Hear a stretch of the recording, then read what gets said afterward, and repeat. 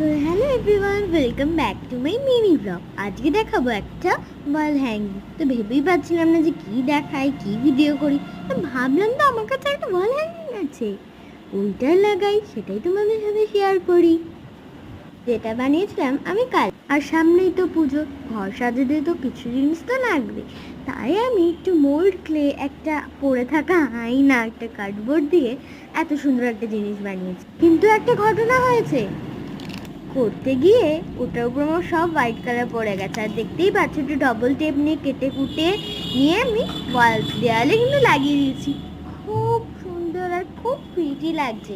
তোমাদেরও যদি আইডিয়াটা ভালো লেগে থাকে, লাইক, কমেন্ট আর সাবস্ক্রাইব অ্যান্ড কমেন্ট করতে ভুলো না, জানো, যাতে এটা কেমন লাগে।